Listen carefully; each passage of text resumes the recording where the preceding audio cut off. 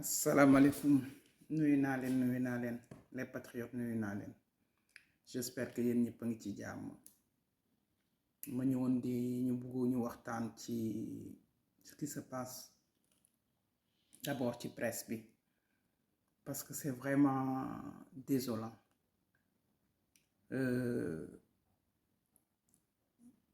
ci ni ñuy doxee vraiment c'est triste je pense que li taxoon ñu doon xeex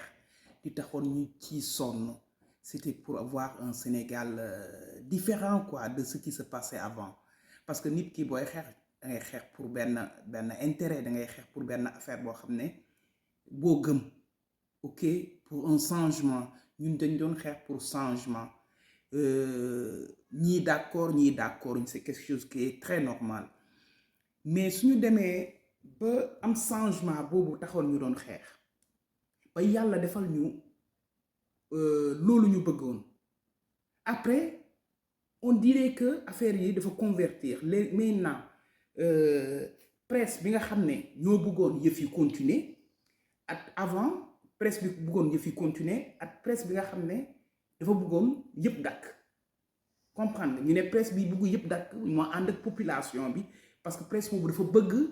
amélioration dafa bëgg changement dafa bëgg dund gi gën a ñoŋ ok bon man Adji Ndao je le pensais comme ça ma ne ñii vraiment dañu ñëw bëggale population bi ci affaire yi gën a ñoŋ maintenant bi yàlla def ñu am changement boobu léegi nga gis mu mel ni affaire bi léegi dafa ëlbateku léegi presse ba leen bi nga xam ne ñoom ñoo bëggoon li continuer léegi ñoo bëggu yëf yi tàkk léegi presse bi nga doon xam ne dafa bëggoon changement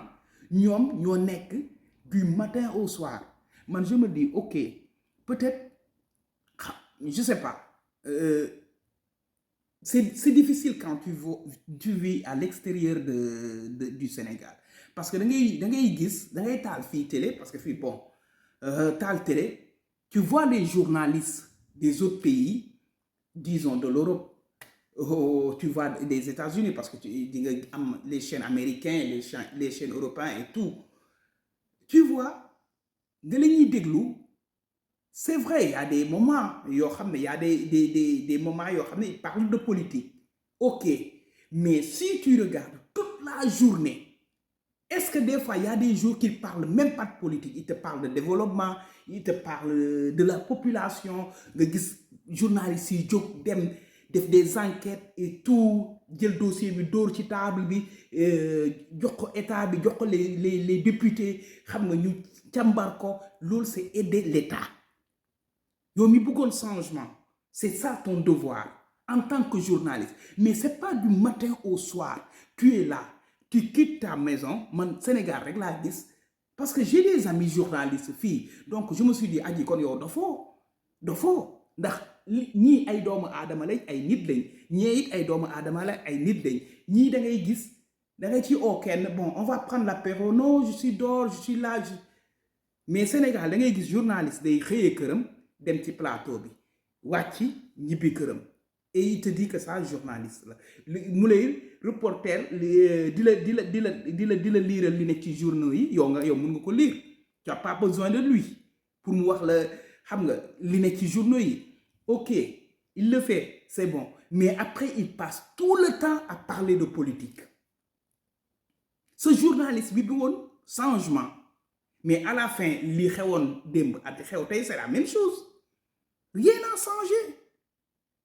gouvernement bi changé na gouvernement bi baa ngi doxal gouvernement bi am na yu bëri yoo xam ne xëy na xamoo ko yow mi bëggoon changement te doon journaliste mais jógal nga dem doxi loolu xool ko ñoo bàccal ko gouvernement bi ñoo discuter ci loolu parlons de développement parlons des choses importantes parlons de la population mais yéen vous concentrez tous vos efforts tous vos moyens du matin au soir à parler de politique de Sonko yow boo la neexee nga tëj sa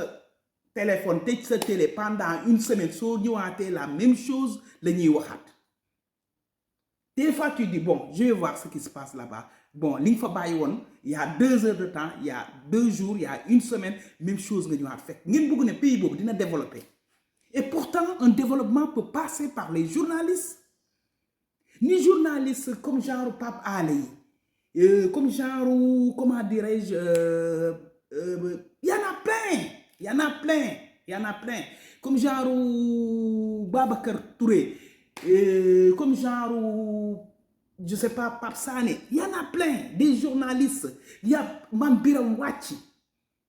xam nga genre yooyu Mame Biram Wathie tu parles tu l'écoutes tu sais que c'est un journaliste à 1000%. Ce monsieur, tu sais que c'est un journaliste. Il te parle de l'Afrique, il te parle de l'Europe, il te parle du monde, il te parle du Sénégal. Dis-le développer, tu les développer, tu vas faire tes recherches, tu vois la même chose. Tu sais que ce gars-là,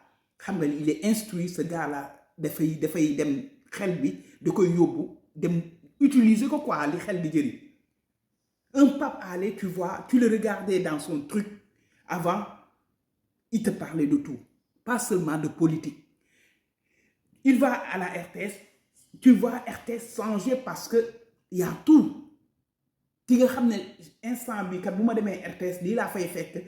il te parle ce que l'État fait. Il te dit xam nga ba pare di la wax sax li nga xam ne État defu ko. Tu te dis des fois ben celui-là il est contre, mais c'est ça un journaliste. Journaliste waroo xam fi mu féetoo. Un journaliste est là pour le peuple mais pas pour l'État. Ñun loolu la ñu doon xeex. C'est vrai au Sénégal tu parles avec quelqu'un il te dit oui c'est normal pour ñun qui vivent à l'extérieur tout le monde le dit mais qu'est-ce qu'ils font ces gens da ngay gis ku nekk di xoolal di xalamal Sonko du matin au soir. Pourtant moi je suis Sonko je suis Pastef je me suis battu comme beaucoup de personnes pour que ce projet pour que ces gens-là jël réew mi mais nag dama bëggoon ñu teg ko aussi ci yoon. Ñun on n'a pas besoin nga ñuy wax du Sonko parce que nous on le connaît mieux que toi. Bu ñu demee ba engagé wu c'est parce que on a confiance en lui on a confiance à ce gouvernement ñu ngi gëm nañ ni yow demal nga def journalisme mais tu penses que c'était tous des journalistes politiques. Mënatoo léegi nga ne ok kii statut journaliste lii la wala journaliste lii non journalisme politique wala fait divers. Il n'y a que ça au Sénégal. 80% c'est ça. 80 et là ba pare léegi nag nga taxaw na la liberté d'opinion la liberté de la presse mais comment on peut xam nga nan lañ lay comment nuñ koy waxee nan lañ lay moo olof boobu nan lañ lay wegee si toi tu te respectes pas yow su dee yow da ngay toog du matin xalamal parce que yow ce qui t'intéresse c'est pas la population en fin de compte ce qui t'intéresse c'est tes vues. Ce qui t'intéresse que na la plateforme yi fay xam nga ngay dund c'est gens yi nga xam ne ils comprennent rien tu vois nga foog ne yaa nay gaynde gi mais si la population vraiment t'intéresse ce sera pas de chez toi au plateau mais ce sera aller vers la population. C'est pas la population qui doit aller vers les journalistes mais c'est les journalistes qui doivent aller vers la population. ñoom ñoo war a dem xool même va voir les usines qu'est-ce qui se passe dans les usines qu'est-ce qui se passe chez ces investisseurs dem recherche ok mais on peut pas vivre de politique li ngeen doon wax naan ñëlee dañuy toog di xalamal gouvernement maintenant vous faites la même chose dans les normes man bon l'autre jour je demandais un ami journaliste est-ce qu'un journaliste a droit de faire du commerce jël def journal mu ne ma non un journaliste temps plein c'est le journalisme amul kii parallèle ma ne ko ah bon mais il y en a plein qui le font au Sénégal léegi yow boo buggee man ma wekk la boo buggee man ma moo tax man à chaque fois bu ma invité woon ma ne non parce que pensée unique j'aime pas man j'aime la démocratie j'aime quand xam nga les personnes ñu wax jokkalante après c'est pas parce que dañuy wax xuloo non danga may wax say idée ma wax la samay yos peut-être man juum naa peut-être yow yaa am raison c'est fort possible yaa am raison parce que nul n'est parfait bu dee yaa am raison bon mais je m'incline pardon utiliser li nga xam ne yow say raison xam nga mais non boo kiiyee il faut nga wax li nit yi bëgg a dégg loolu c'est pas la vie loolu da ngay retarder ce pays tu aimes pas ton pays man je pense que muy Sonko muy Diomaye muy quiconque ñoo xam ne ñoo nekk ci gouvernement bi man je pense ils doivent aimer plus que ñuy wax ci li ñuy def du matin au soir ce qu'ils sont en train de faire pour le Sénégal li ñu bëgg a def pour le Sénégal nga nekk di ci wax que moo gën yaa ngi may wax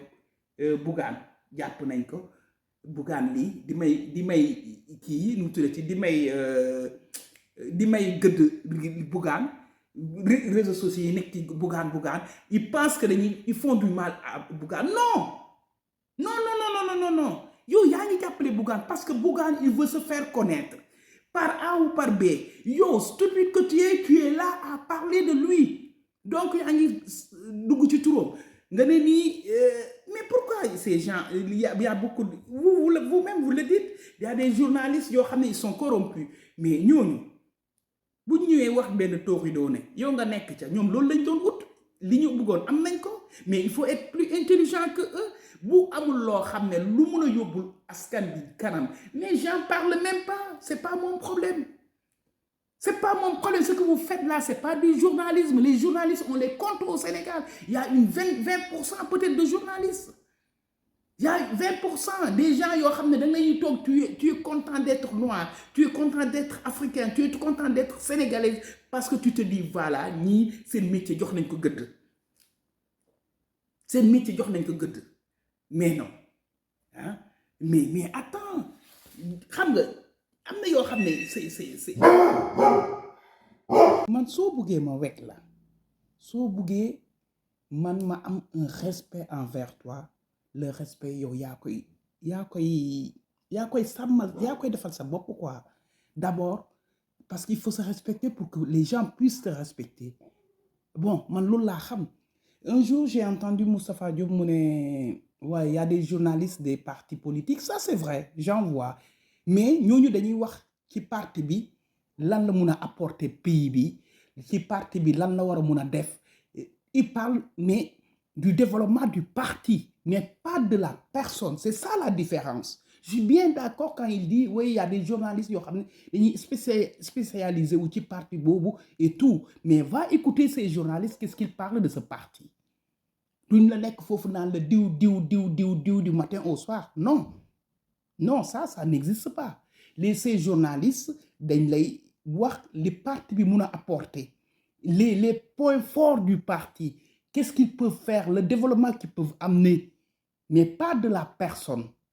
maintenant da ngay toog sax dégg en plus ce qui est très grave au Sénégal parce que loolu yëpp ci liggéeyu journaliste yi la pour man parce que journaliste mun na indi développement ci dëkk journaliste mun na jàppale état mu développé wu mu ngi koy jàppale parce que journaliste mu ngi wax ay nit di ko dégg c'est vrai ce sera pas disons 100% de la population mais une partie de la population bi lay déglu avoir du respect envers eux ça veut dire ne pas les focaliser sur des personnes mais aider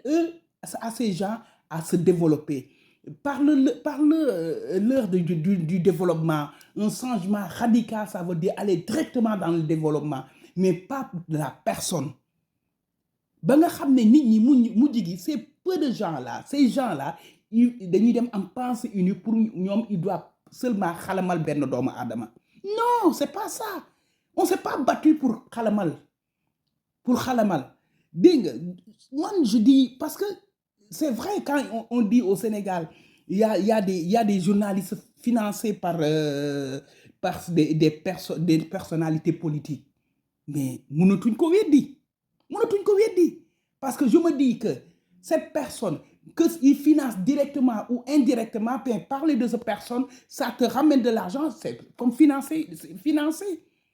parce que mu ngi mel ni nga yor sa société ngay def publicité boobu c'est ça qui t'amène les gens c'est ça qui te rapporte de l'argent donc c'est la même chose essayons de se développer mentalement parce que nit ñi romb nañ toog di xalamal doomu aadama nit ñi il faut qu'ils marquent leurs empreintes dans la vie Parce que vous êtes en train de ridiculiser cette population. Ce que vous faites là, dimbalewul un gouvernement. Dimbalewul un gouvernement. Parce que nit ki da nga koy boo koy jàppale da nga koy jàppale ci nu ñuy jàngee napp mais pas nga jël ko di ko gangatee loolu qu'est-ce que tu lui rapportes ki nga xam ne sax il commence à force de l'écouter il commence à en avoir marre di commencer di xool feneen alors que si tu passais ton temps à aller voir comment faire pour que ces jeunes xam nga moins de chômeurs comment faire sensibiliser ces jeunes ñu bañ a tee jël gaal gi sans parler d'autres choses essayer de comme il faisait ce monsieur Fall là à la Sen TV non pas 2S ils amenaient ces jeunes là xam nga ñuy ku ci nekk am na un jour j'ai parlé avec un jeune il cherchait à faire mieux de ce qu'il avait fait ce plateau se développer parce qu'il veut être parmi les meilleurs nga sensibiliser ñu ces jeunes créer des trucs nga koy wane parce que nit ki soo wanee nit ki ne voilà tu as vu ce jeune là li mu def xam nga il s'est concentré de créer affaire bii kii ku ko jàppale mu dem keneen ki ne ah bon donc je vais essayer moi aussi de créer quelque autre chose xam nga su ko defee concurrence am su ko neexee defee développement am mais soo ma taxawee bu ma ubbee 8 heures du matin bu ma ubbee midi bu ma ubbee 3 heures bu ma ubbee guddi yëpp tu parles que de la personne loolu ban développement la ana changement bi tax doomu aadama yooyu dee ah ngay gis journaliste buy wax bay tëb mais doo ngay tëb ci quoi yow yaa ngi passé ton journée parler de Amadou Ba l'opposition et ça ñoo xam ne xalaatu foogoon nañ ne ñooñu dee nañ bañ fa yàllaaw léegi ñu ne kon ñi deew donc ces gens-là ils existent nga commencé jox la ñooñu faveur defal ñooñu faveur ñu commencé di jéem a xool ñooñu moo tax des fois li nga ñuy def mun na nekk contre-productif parce que tu sais pas les gens yow li ngay wax nii di tell peut-être ñi lay déglu ñooñu amul parce que les votants yow da nga bëgg a dimbale parti bi da nga bëgg nit ñi xam lu gouvernement bi di def yow en tant que journaliste demal dans les lieux au profond du Sénégal demal foofu nga expliquer leen l'intention de ce gouvernement qu'est-ce qu'ils veulent faire parce que ñooñu amuñ internet kooku am naa ci firnde bu leer nañi ci kii yi ci bi ñuy def suñu kii yi avant les élections de 2019 ba 2024 am na ñi doon wax Sonko il était connu partout non dans les villages peut-être c'était pas le cas parce que rajo bi lim la ñuy wax da la ñuy tegal kii ils étaient xamuñ donc il fallait que nga dem ci ñoom wax ak ñoom expliquer leen ce qu'on veut faire du Sénégal expliquer leen lan mooy suñuy intention la nga bëgg a doon journaliste benn parti déclare-toi que tu es journaliste de ce gouvernement de Pastef vas-y va dans les milieux ruraux ñooñu amuñu internet ñooñu seen rajo bi peut-être batterie yi sax mooy loolu comme li ma waaj a wax paa bi ne ma bu batterie jeexee dootuma déggati information xam nga donc ñooñu ils avaient besoin de quelqu'un ñëw wan leen lan mooy photo Diomaye parce que ñoom ñu ngi doon xaar ne donc ci urne yi ñoom photo Sonko lañ fay fekk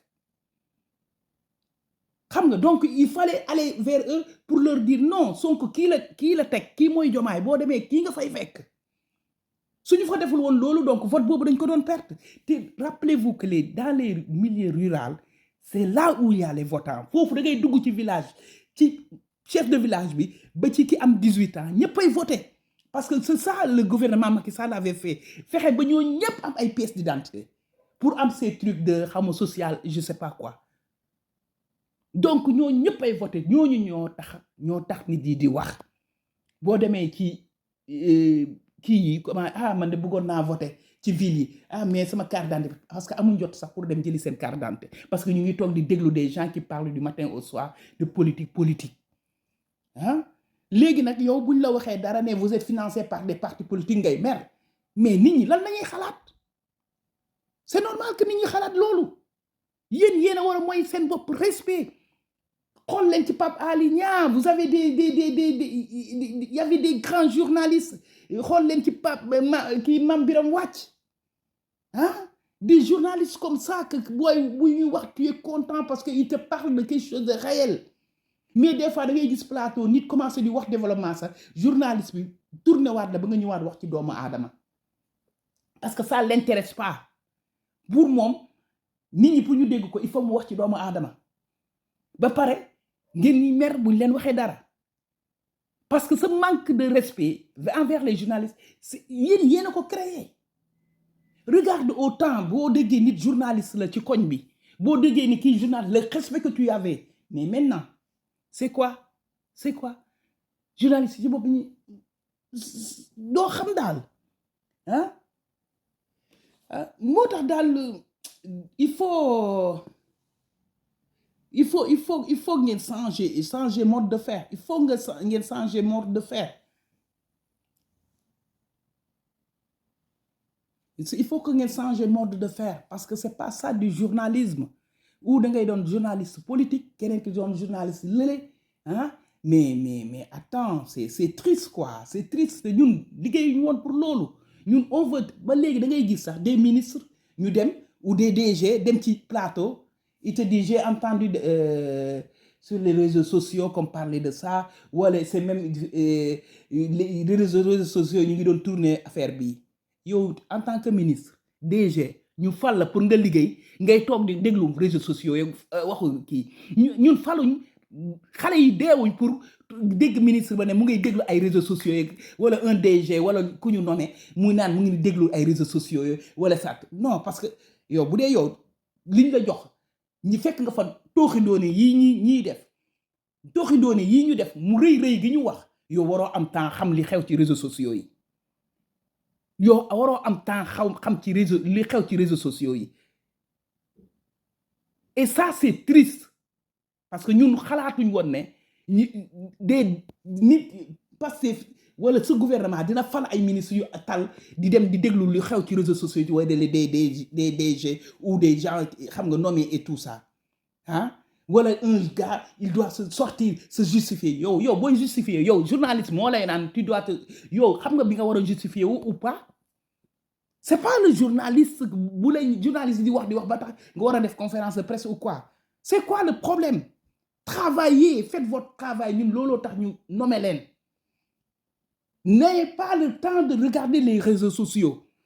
ces journalistes aussi faites votre devoir c'est du journalisme pas des faits divers du matin au soir de Bougane à Kader de là ça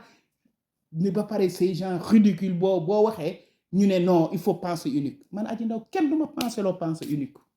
kenn jox ma lekk kenn jox ma naan maa ngi fii di wax kenn fayalu ma sama internet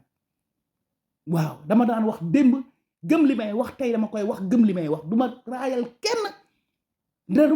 kenn du ma dem ci bureau kenn leen soxlawuma ko alhamdulilah maa ngi sant yàlla parce que lenn laa gëm mooy ñàkk jëriñu demal nga liggéeyi les réseaux sociaux pas du liggéeyi. Ça, je parle de samay mbokk patriotes. Vous passez du matin au soir, belle joxe information. Les informations que vous donnez, c'est juste sur les personnes.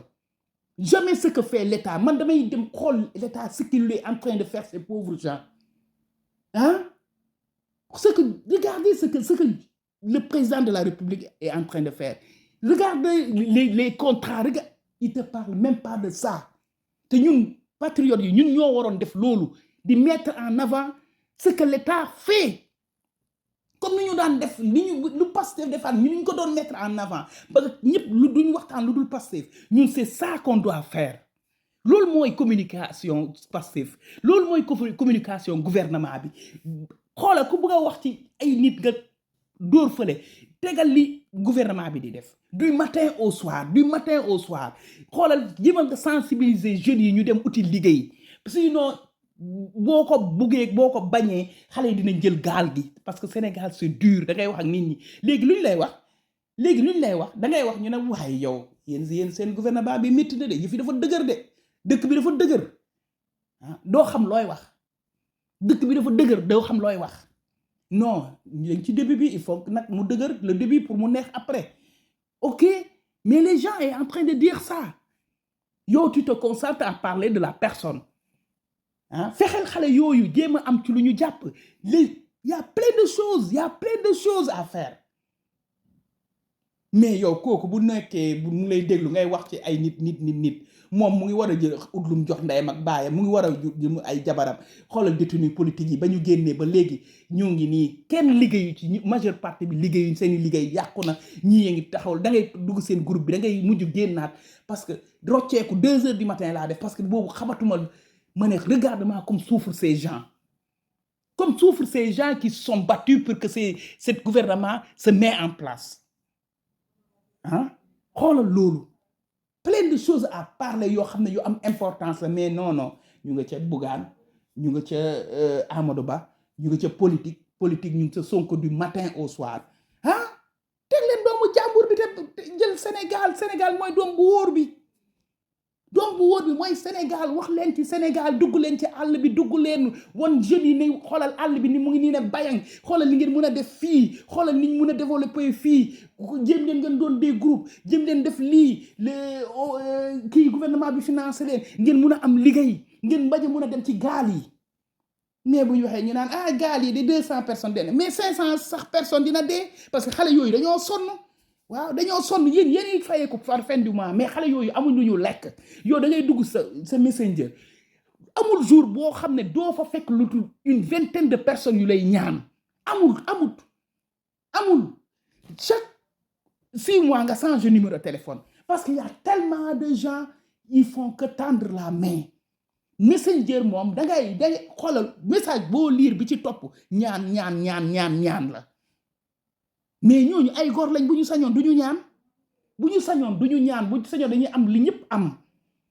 mais mënuñ ko parce que journalistes yi nga xam ne ñoo leen waroon a jàngal au moins nu ñuy defee ko parce que journalisme li may wax toujours mun na développer pays comme mun na taal dëkk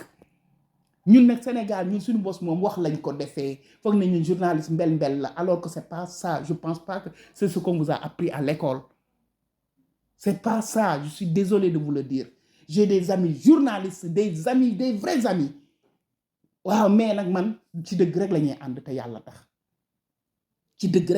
te yàlla tax li nga ñuy def nii ba ci patriotes yi ñoom it am na yoo xam ne du jàppale gouvernement bi je suis désolé de vous le dire mais pour man du jàppale développement bi y a c'est frustré y en a partout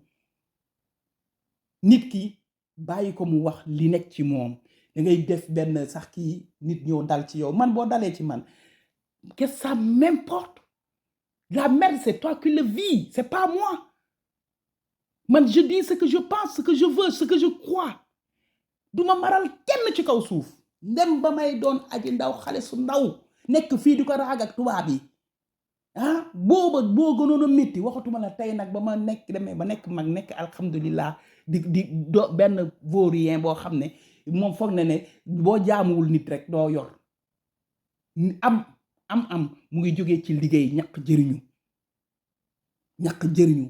nañ bàyyi pensée unique bi ubbi les comme ni àdduna bi ubbeekoo ñu jéem a ubbeeku jàppalante suñu biir mooy ça veut dire fexe xale yi xam nga jóge ci réseaux sociaux yi dem dugg ci yow nga ne dëkk di nga développé yow le gars il passe toute la journée ba pare am suma mbokk waa diaspora bi ñoom dama foog na ñoom dañ leen a yónni te yàkkamti wuñ leen toog ci ñoom it ci réseaux sociaux yi mbel wala tàkkusaanu Sénégal li may wax toujours tàkkusaanu Sénégal ku liggéeyul woon bañ la yónnee da nga toog dernier rang jàppale leen xale yi nañ leen yërëm te yàlla tax du wax mooy maye liggéey mooy maye munoo wax bañ am li nga bëgg yow toujours kii lay jox bu la ci wax bu la ko jox ci wax bu du la mu sa wekk te wekk mooy doomu aadama nit ki pour mu wekk la mais nga jël doomu aadama comme yow nga war a nga jàng ne yow yaa ngi ñànk say diplôme amoo looy def lu dul toog ci plateau yi mbel ci doomu aadama yaa ñàkk fayda désolé mais c'est la pure des vérités bonne soirée à tout le monde